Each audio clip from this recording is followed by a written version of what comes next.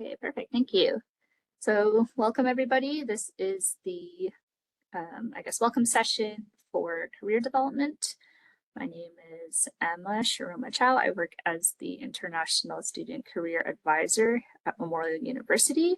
I'm cross-appointed between the Internationalization Office and Career Development. So I kind of represent both offices when it comes to all things international students and career advising. There are other supports across the university for those who may be studying, specific programs. So this presentation is going to cover a bit of that. And we will also be doing an overview of, all of the services related to career development that are offered at Memorial University. And yeah, before I dive into the rest of the content, I would like to do a quick land acknowledgement. So if this is not something you've seen before, it is something that typically will be presented at campus-wide events, sometimes before workshops, so on and so forth. It's just a way for us at the institution to acknowledge the colonial history of the land where we live and work, and also to try and, help with educating people about the histories of these lands. So we acknowledge that our campuses are situated in the traditional territories of diverse Indigenous groups, including the island of Dakunguk, the ancestral homelands of the Beothuk and Mi'kmaq peoples.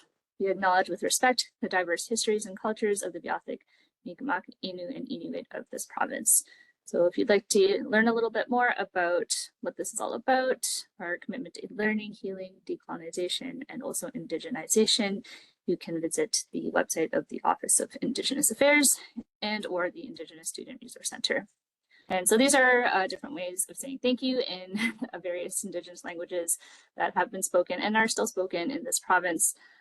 So we have Wilaliyok, which is the plural form of thank you. Wilalin is the singular, and that's in Mi'kmaq.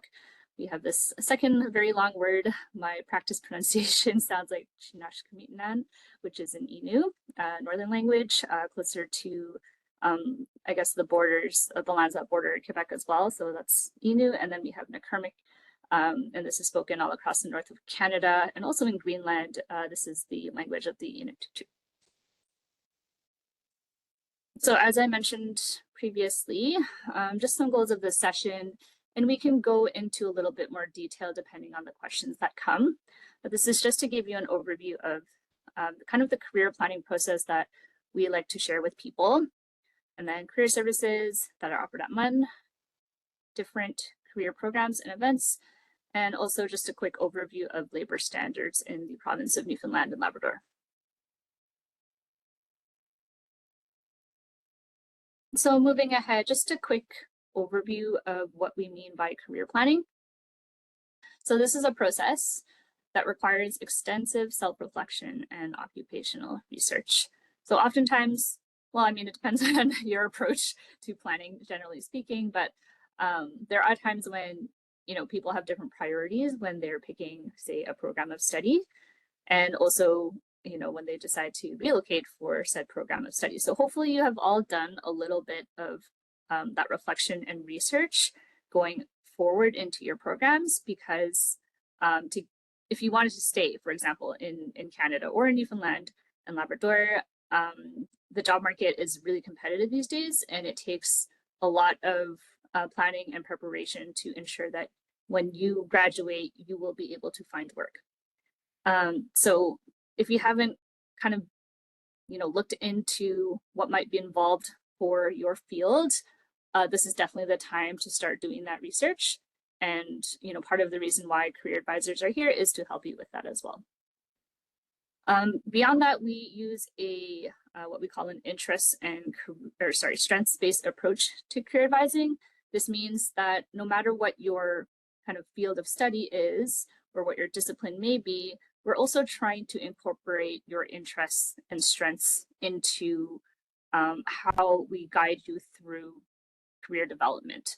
So our kind of philosophy is that you want to play to your strengths, which kind of sounds obvious, but sometimes people are trying to kind of jigsaw themselves into a piece of a puzzle that they don't fit into because they think, oh, this is a high-paying job, or maybe you know, they're looking for job security, even if, you know, in reality they might not have really great interests in that field or that occupation. So that's where you know, this kind of career planning and career exploration phase can be really helpful, is because we're trying to find alignment between all of these things. Some people also come in with I guess, like, ideas about what careers are valuable or, you know, seen as being successful in society, and that changes depending on where you are as well. And some people are also very influenced by their culture, the way they were brought up, maybe, you know, family priorities, all of those kinds of things. But at the end of the day, if these don't kind of fit in with your own strengths and your own characteristics and personality, that's where we kind of want to be cognizant of that to try and find the best possible fit. It's very important to note that at Career Development, we don't provide job matching services. So we help students learn about the tools and resources that can help you plan or execute your next steps. But job matching is something that is offered by external agencies. There are a few organizations here and there. They might be referred to as headhunters or what they call like recruitment or staffing agencies. That's what those organizations do. Here at Career Development, it's really about trying to help you provide guidance, provide tools and resources. In some cases, you know, organize events so that you can create important industry connections. But job matching is kind of a different thing. Okay, I'm going to move forward. So here are the steps of the career planning process. What we want you to be doing is constantly learn about yourself. So this never ends. It's an ongoing process. It's life-wide. Every experience you have, whether it's positive, negative, or something in between, you are taking something in from that so you can. From there, we recommend that you like explore career options.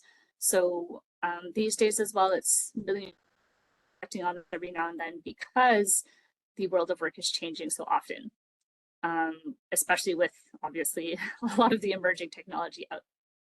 It's really important that you're kind of staying on top of what's changing in industry if you're looking to, you know, leave academia after your studies, because some jobs, they don't exist today, in a couple of years' time. There are also other jobs that might be kind of eliminated or might not really exist in this day because of technological advancements. So it's important that you are staying on top of how the world of work is changing so that you can adapt and with it. That ties into the reflecting, assessing, and reassessing piece. So as you move through life, these may change. So, you know, maybe some people will be prioritizing learning and growth opportunities. Maybe others will be prioritizing job security. Maybe others will be prioritizing, say, income. So all of these things, as you move through life, can change, right? So it's important that as you go forward, that you're reflecting, assessing, and then reassessing to see if the job or occupation you're in matches what you're hoping for in, you know, that current stage that you're in. So just making sure that, you know, you're looking back, reassessing what's going on in the present, and then seeing how you can go forward. And then from there, you can also be trying to take steps to, you know, I guess, meet your expectations for yourself and then implement those steps. So if you're constantly doing your research and reflection, you will get a sense of, hey, like, what kinds of trainings do I need to stay current in my field? Or if you're thinking, I don't really like what I'm doing so much right now, how can I transition out of my current role, maybe into a different role in this company? Maybe you start talking to people in a different unit and asking them what they think you should be doing, so on and so forth. So you can take these little kind of actions to then make the bigger jump into what you're hoping for yourself. And then basically the cycle kind of goes in a circle. So really it never ends. And I think you really understand this when people also retire. They realize because they haven't been thinking forward to retirement, they have no idea what to do once they've retired. And it's because they've kind of thrown out this idea of career development, even though this can extend well into retirement. So you have things to do for yourself after, right? So yeah, trying to think of career development as a lifelong and also life-wide process is what we're trying to kind of instill in students here. Just as I was saying, it is really important that you don't let go of this, okay? So just ask yourself the aforementioned questions periodically as your skills, strengths, interests, and priorities can change over time. Sometimes it's exposure to different things as well that allows you to learn more about yourself. So as you go through this transition period, whether or not you've just landed, if you've been here for a few weeks or if you're coming still in the next few weeks, it's going to be a really exciting time, I think, I hope for you. But at the same time, it might also be very stressful. And then once you kind of get over that initial hump, that initial transition period, you'll find hopefully that you've even learned things about yourself as you go through this. Periods of adjustment as well, it can range, right? I don't know, Harim, if other people have talked about this, but you know, for some people, they'll feel settled within maybe a month. Others, it might take them 2 or 3. And then also there's all these stages of what they call like integration, where you might even kind of take a few steps backwards. After you feel settled, all of a sudden winter comes. And for some people, winter can be really hard. And then they kind of, you know, fall into kind of more of these like kind of low mood periods and so on and so forth. Whereas for others, they might love the snow and find it really novel and fun. But anyways, everyone's experiences can be different and it's going to be very individual to you. So just know that as you go through all these changes, that you recognize that, you know, the only constant really is time, and that you might change as well. Okay, so just talking a little bit about the career services that are available here at MUN. We do have, okay, sorry, my presentation got stuck here. So we do have a team of staff dedicated to providing resources and promoting career development. We do group-based programming, and we also offer one-on-one sessions to provide guidance on the following topics. So if you're looking for jobs and you need assistance on how to present your resume or cover letter, we can help with that. If you want to develop a robust LinkedIn profile, we can help with that. If you are wondering, you know, what kinds of jobs or occupations may be available through your program of study, we would categorize that as career exploration, and we can kind of give you some guidance on that as well. And then we can also offer some practical tips and guidance on how to, you know, I guess approach interviews successfully, and then also how to job hunt. So all of these links, they do lead to places on the website. If we have time and or if we have specific questions about these things, then we can dive into the links a bit later. It's also important to note that there are several other ways you can access career services depending on your program of study. So if you are a graduate student, there is a senior career development coordinator. Her name is Shin Wang, working at the School of Graduate Studies, and she offers the same services as far as I understand. I'm not super sure if she offers guidance on LinkedIn, but this other stuff is available to you for sure. If you are a Faculty of Business major, or you're studying, I think at the grad level as well within the Faculty of Business, you can also access Embark. So they have a job portal that's specific to business students, and they also have a couple of staff who can help with these same topics. So you can also click on these links to navigate to those websites once you have access to the presentation. Other ways to get to increase your networks. This is a page full of links and resources again. So a starting point for most of you would be faculty and also student groups. So within both the undergraduate student union and also the graduate student union, there are a bunch of student, I guess I would just call them student groups or clubs that often offer events and like social gatherings for people to get involved with stuff. So that's definitely something I would look in first arrive, is seeing what you can get involved with. Then the School of Graduate Studies also offers the EDGE program, or the enhanced something graduate. I should just click on this link before I say something random. What is this? Enhanced Development Experience program. So this one, again, these are their focus areas, but they have a whole workshop schedule posted here, and they update this quite frequently. So you can see during the summer what was available. And a lot of these are, not all of them, are offered virtually as well. So if there's anything upcoming that you'd be interested in, you can, I believe, just click on it and it will take you to a registration form. So that's the EDGE program. There's also a few other MUN units, so I may as well click on these here just to show you what their websites look like. There's a few other units around campus that really help students with, I guess, say, entrepreneurship and innovation. So if you are considering launching a business or you have a business idea and you want to get some help and guidance on how to go forward with that, there's the Center for Entrepreneurship and there's also the Center for Social Enterprise. So I'll just show you what these websites look like.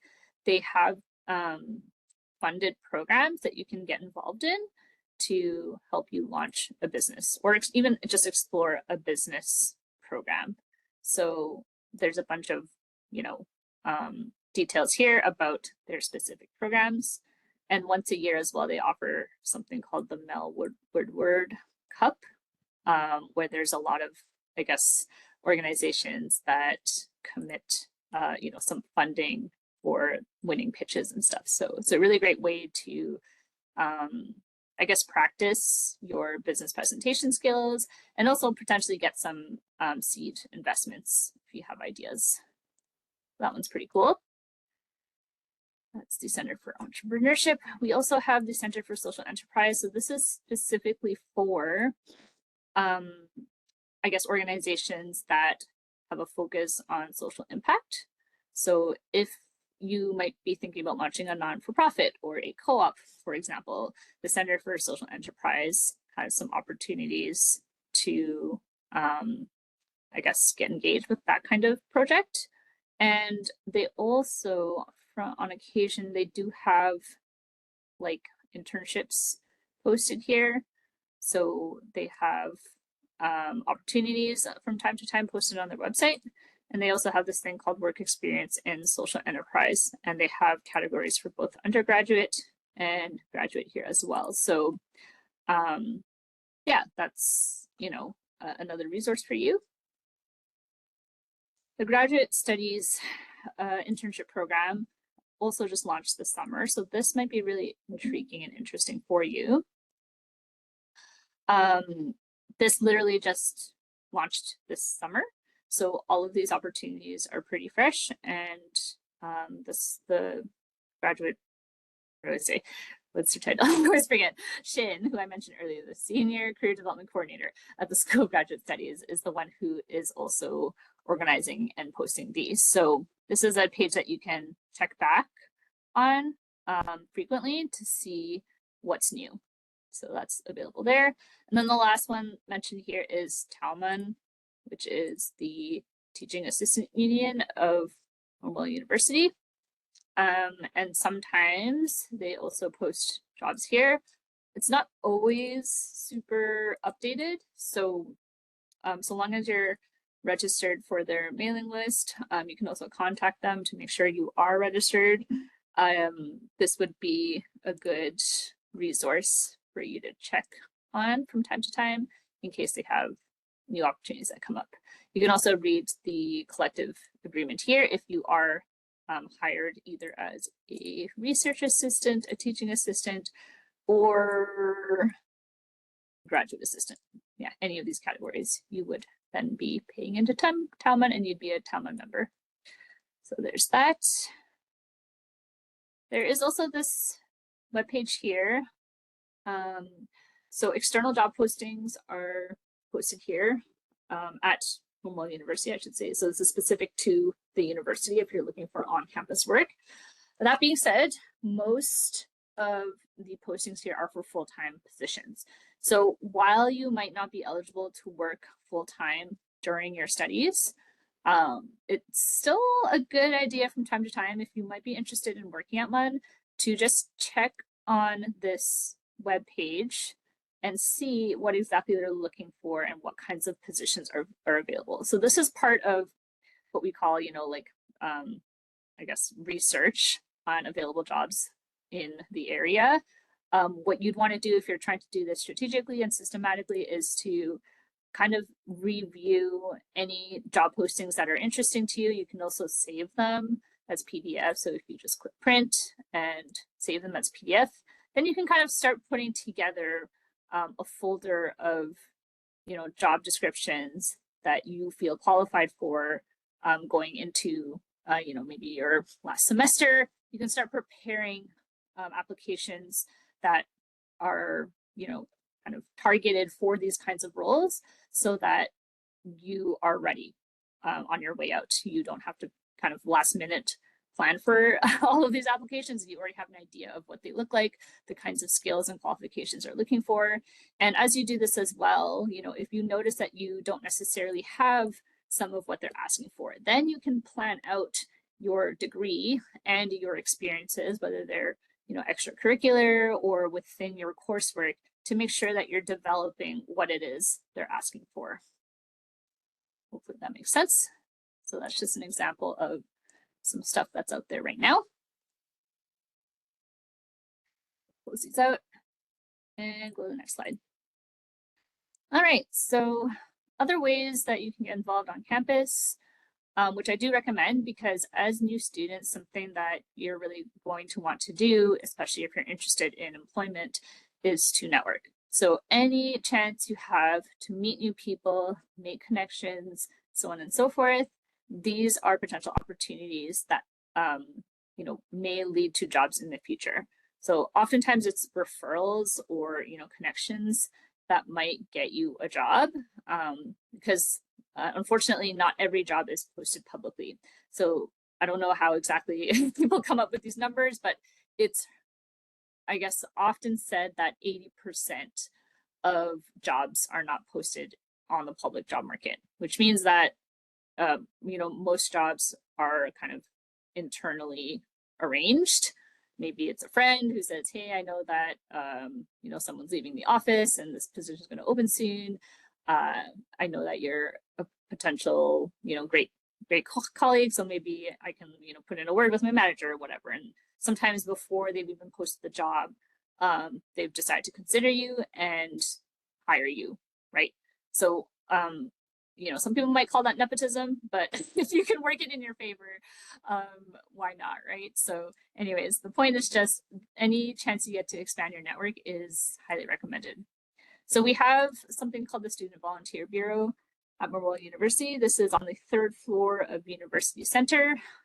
If you've already come to St. John's, then you might know where that is. If you're coming, it will probably be a place you will be frequenting often. It's where a lot of the, I guess, dining services are, and where also career development is located on. So the Student Volunteer Bureau is on the 3rd floor. Essentially, it's a student-run center where they link students to volunteer positions. We have something called the what is it called? The VIP is what it is. So this one here, program, it's basically a way for you to have all of your volunteer hours count for recognition. This would go on your co-curricular record as well. So if you complete a certain number of volunteer hours, then you would be eligible to register for any of these options here, depending on how many hours you accumulate. And then you're recognized at the end of the semester for everything you've done. That's kind of nice. So a lot of students do like to get involved with that. And it's a great way to develop your own skills, especially in things like communication, leadership, teamwork, so on and so forth. So you can sign up for their mailing list there. And at the IO as well, we have a variety of programs to enhance social cohesion, and just, you know, to have a nice time with one another and meet more people. So we have hope activities still running this upcoming semester. But yeah, essentially, Harim, do you know about activity if that's still going on? Yeah, we have discussion group and a coffee club activity. We don't have it yet anymore. I don't know if it'll continue, but yes, definitely discussion group and coffee club. Okay, for the upcoming semester. So I guess we just have to, you know, take a look at the website and see what's most current. Yeah, they did take activity off. But yeah, so coffee club and discussion group will be ongoing in the fall semester. And those are also really great to just attend early on as well. If you're not sure what to do with your time and you're free during those hours, just come by because there's always snacks and friendly faces there. The snacks part is always, you know, really nice. Okay, and then for anyone who might be bringing family over, like say a spouse, or, you know, if you're looking for extra ways to network and get involved in the community, there are a number of like community agencies that offer employment support services as well. So these ones are usually the ones that I would recommend to spouses of students. If they're hoping for, you know, extra employment supports and they can't necessarily access everything that's at MUN. So these are a number of organizations that can help. So yeah, I would definitely start with the top 2 or 3, and then you just work your way down if you still want more connections. And for those who are interested in software or tech, there TechNL. So this is the local nonprofit that kind of brings together all of the tech companies Newfoundland and Labrador. They also have a job board here, and they have networking sessions and they have student membership, which is free. So I think, you know, if you're in tech or you're interested in working in the tech industry, whether or not you're in comp sci, business, or whatever other program, you know, you may as well sign up for the student membership hub to see what's going on because it's free and it's just another opportunity to network. So that's actually a good kind of point to bring up, is that even if like it sounds like TechNL would only be relevant to people studying, say, software development, AI related disciplines, and say computer science, you know, every tech company, once they get to a certain point, they're going to need their admin staff. They're going to need people in HR.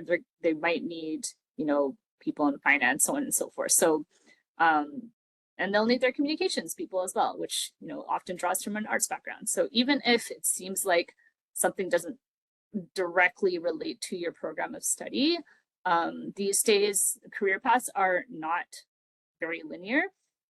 And it's important to consider that, you know, organizations, especially once they reach a certain size, they're drawing from people of many different disciplines and backgrounds. So there's an opportunity, you know, to work, say, in HR and finance within an oil and gas company. You don't need to have an engineering background for that, right? So just think about, yeah, the variety of positions a company may offer, even if that company deals with a certain industry.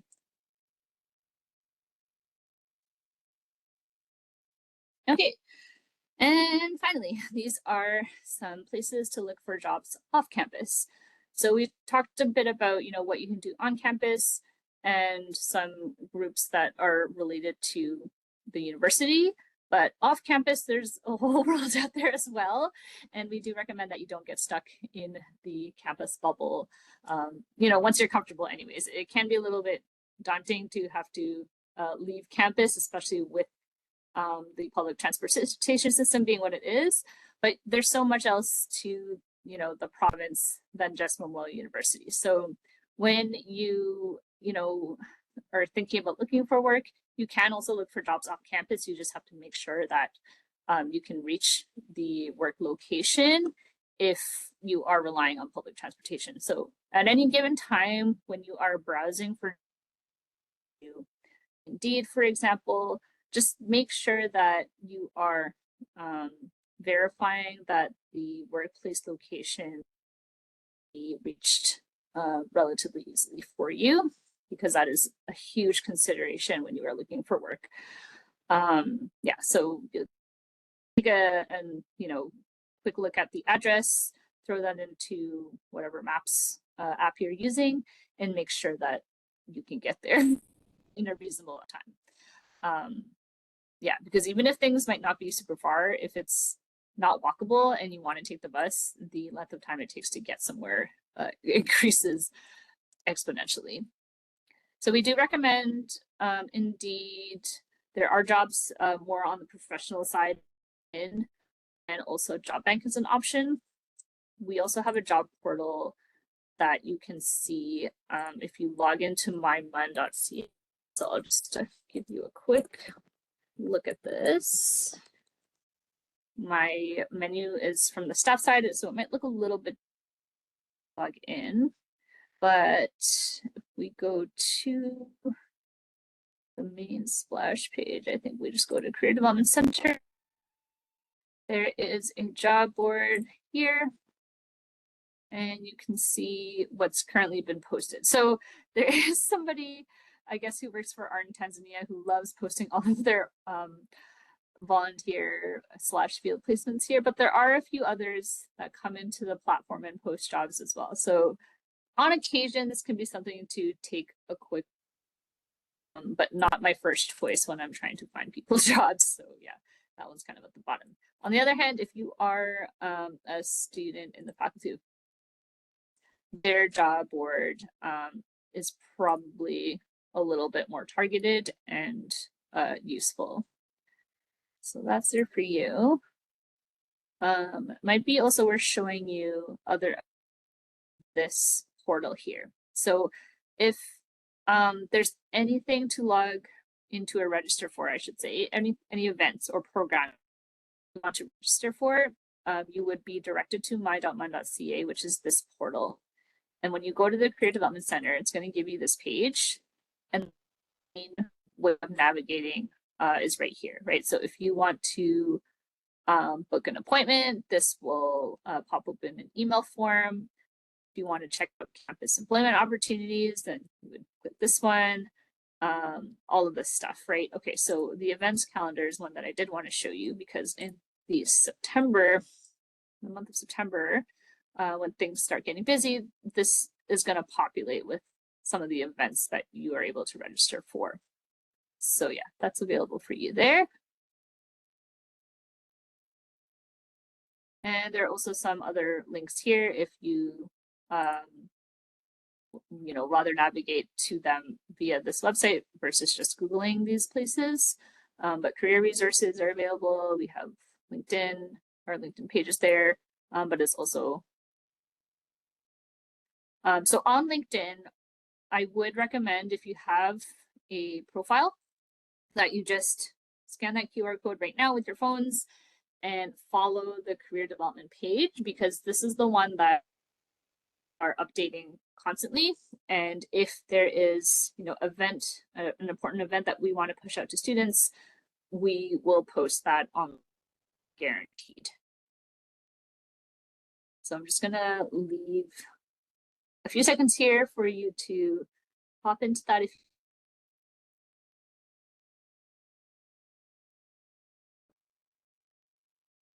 And other than that, sometimes being by a business in person with your resume can also be a way to get a job. So this is an old school method, but in some places, they do accept resumes. And sometimes they will post this on their door, like on their storefronts. So places you can try to do that would be the Avalon Mall, the Village Mall, and also downtown St. John's. These places on their storefronts, we've seen them advertise, like now hiring right on the storefront. And usually when they do that, receiving applications in person. So this can be effective because, you know, right on the spot, someone will meet you. They can kind of assess right there and then if they think good fit for their work environment, if you have the necessary communication skills, so on and so forth. So from time to time as well, you can try that old school method of dropping by in person. All right. Okay, so now we're on to career programs. So we host a number of programs to help you develop your careers based on the student success competencies. So this is a document that I do recommend everybody, you know, bookmarks and has a quick reference to what employers are looking for post-graduation, and the people that they hire, these are things that they're prioritizing, what they want to see represented on also in interviews. So these competencies have been taken from different documents and synthesized them essentially.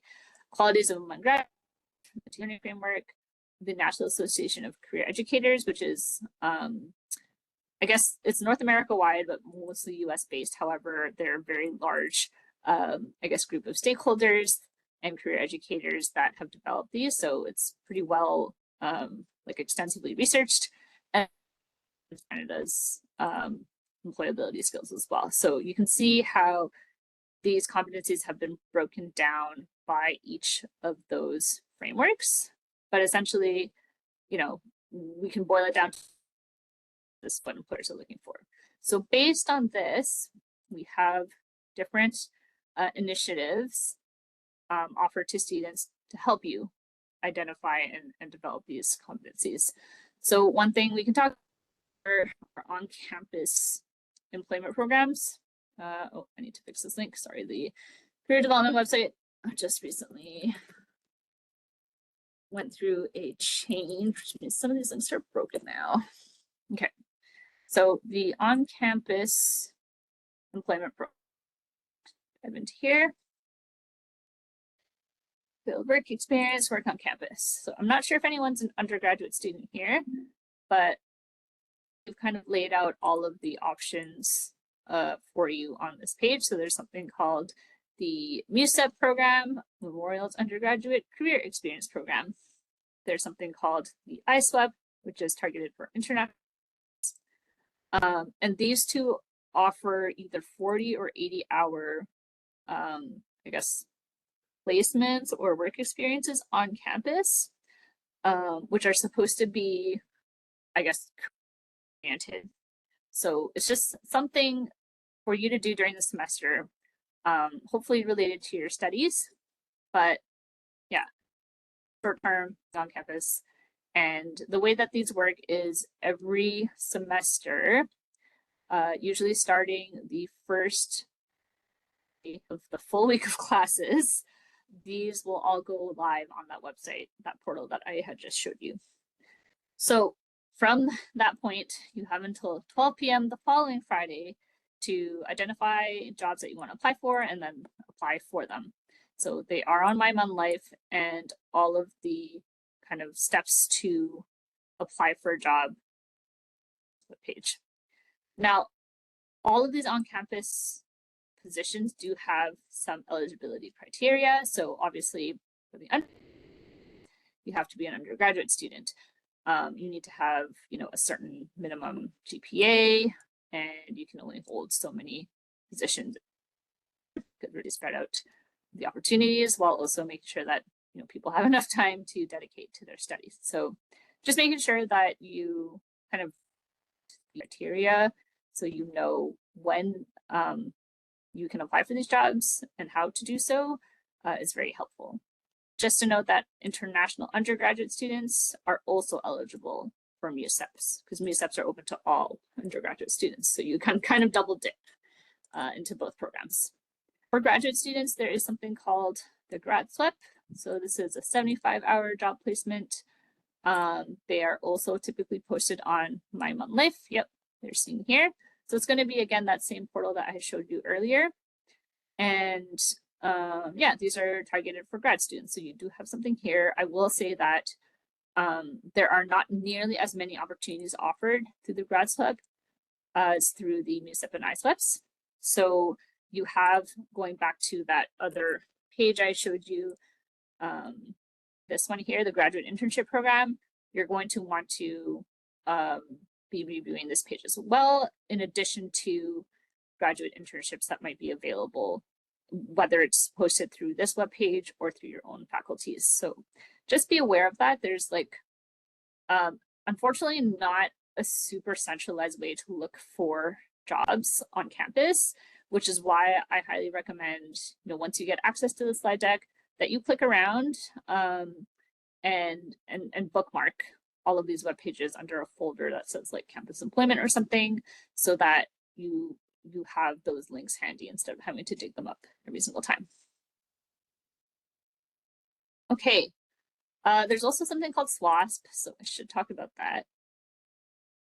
Where did it go? I'm just gonna go back here. So something called Student Work and Service Program. This is targeted for student parents. And so if you're a parent with a dependent with you on campus, this might be something you can participate in. Typically, it is partnered with an employer on campus as well. So it is an on-campus job, and the payment system is like a little bit different from the other one. So this one, you kind of need to go through the details a little bit more carefully to make sure that it's something you can apply for. Okay, I also run something called the Professional Skills Development Program. It's a, I guess, more involved initiative. It requires a bit of commitment. I approximate that to be about 30 hours a semester, because you have to attend 6 workshops, 1.5 hours each, and also like complete these assigned experiential activities. So you do have to volunteer. You have to also have a career chat with somebody. You need to submit a resume and cover letter. So there's all these activities that you have to complete on top of just workshops. But essentially, there is so much to, I guess, learn about how to find work here. And on top of that, we talk about things like intercultural awareness and communication, how people might perceive, I guess just different people from different places. And, we talk about adjustment and all those things. So it's kind of an all-in-one starter course on career education. And it covers a bunch of these topics and more. So I just updated this page. We do talk about how AI is impacting the hiring process. We talk about the network effectively. We talk about how to prepare for interviews. We talk about things like workplace standards, et cetera, et cetera. So all of this, again, you can actually take specific courses in this. Like, people can talk about this for days on end, but through the Professional Skills Development Program, we kind of package that as best we can, so you can kind of learn about it in short bursts. And then from time to time as well, we do have what we call the Global Skills Exchange, which are work integrated learning placements by the provincial government. We will be launching these again for the upcoming semester.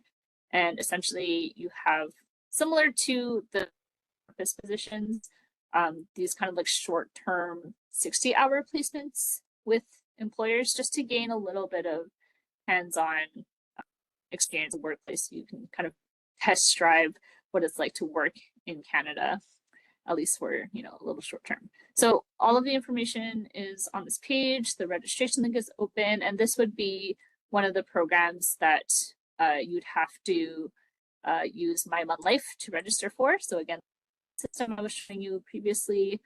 But yeah, registration's live there. What I do highly recommend is that people look into the outline to understand exactly what's expected of them. This can be, again, like I said, quite a commitment. So I try to lay it out for you to see before you decide to commit. But yeah, it like, some people will treat this similarly to a course, right? So you have the time to do it. Otherwise, it's not super helpful. So that's there for you. And there's also an impact report if you kind of want to see like what's been involved before, especially with regard to the global skills exchange, those work integrated learning placements. All of the information is here. So that's that. Okay, the entrepreneurship training program. Okay, so I'm not sure if fall dates have been announced or what that looks like, but basically this program is a collection of workshops, usually featuring some sort of entrepreneur, business owner who's local, and you attend a certain number of sessions and then you get a certificate out of it. There's no like specific assignments or anything you have to do. I think it's just a matter of attending the workshops. But yeah, if you just keep an eye on that page, they might have more news for the fall. We're getting close to the end here. My goodness. All right, so career events. We host events for students to learn about careers, to network with other people, and also to discover job opportunities. So these are the main ones that we always host every single year. First week of March, we have Career Week. So that's just a week of a bunch of events going on. We are currently preparing for our massive career fair, career and graduate school fair. It's always the last Wednesday of September, typically. We usually have over 100 exhibitors, so a combination of employers and graduate schools who come and advertise jobs or share about their companies, and sometimes people are able to network pretty well here and gain leads for the future. Pretty cool. We usually have over 2,000 attendees, and we partner with the College of the North Atlantic to host that one. In Career Month, in November, we host Career Month. And so during that month, we also host a bunch of networking events, information sessions, professional development workshops, so on and so forth. And then for other things, like I mentioned, you can just follow the page or go to the student-led calendar to see what's on offer. All right, so just a very quick labor review. Oh, it looks like I forgot actually that this has even changed. So the minimum wage has been changing like every single year. Can't even keep up. So minimum wage in Newfoundland and Labrador now is $16 as of April 1st. Sorry, I forgot to change this one slide here. That's my bad. So I'll just do it right now so you get the information. All right. So we do have this over information linked here. And let me just see if it's also the most updated version. Oh, I need to find the new link as well. I will find that and link it here, but essentially this document has all of kind of the questions listed in one place. So it's really useful if you are not familiar with the labor standards here in the province, which, by the way, every province in Canada has slightly differing labor standards. So just make a note of that as well. If you move provinces, their minimum labor standards will be different from what is current in Newfoundland and Labrador. So you'll need to look up the specific policies and regulations for those provinces if you do move. But yeah, so for example, if you're curious about how many hours can I work and what is a work week? So here in Canada, typically, is a period of 7 continuous days beginning after midnight on a Saturday. So it's like Sunday to Saturday, essentially. How many days can an employee be worked each week, so on and so forth. So there's all of these things that are good to know when you're just starting work here. And what's important to note is that at your own workplace, they might have their own workplace policies, but they have to be enhancing these minimum labor standards. So what's listed here is the minimum. Nothing can be worse than this. If an employer has their own policies and procedures about certain things, like say, vacation and that sort of thing. It has to be on top of this. It has to be an improvement of these minimum labor standards. Otherwise, it's not valid. So yeah, this one is useful too. Like, what is the notice period if I want to leave my job? It's at the bottom here. So, if you've only worked for less than 3 months, you don't actually need to give them any advance notice. If it's a period of 3 months to 2 years, then it's 1 week. Sorry, this is also the written notice that has to be given by the employer. Oh, sorry, and the employee. So it applies to both parties here. So just stuff like that, really good to kind of be familiar with. Okay, oh man, okay. So on top of that, if you need interpretation on the labor standards, or if you feel that something's not, maybe your rights are being violated, so on and so forth, there is something called the Public Legal Information Association of Newfoundland and Labrador, where they offer specialized legal supports. You can call the legal information line to see if they would be able to answer like some basic questions, or whether you need to specifically meet with somebody there. But I think the newcomer service is supposed to be relatively accessible to people, and that contact is still working there, so all is good. And they do have legal information available in different languages. Hopefully yours is available here, but maybe not all of them, because obviously our international student population is slightly different from our refugee population, other newcomers as well. So I'm not sure which or how they decided to decide which languages to use to translate these, but anyways, there are some guides and resources there. And I think that wraps it all up. So yeah, there we are. Just made it on time, although obviously I can stay for questions. So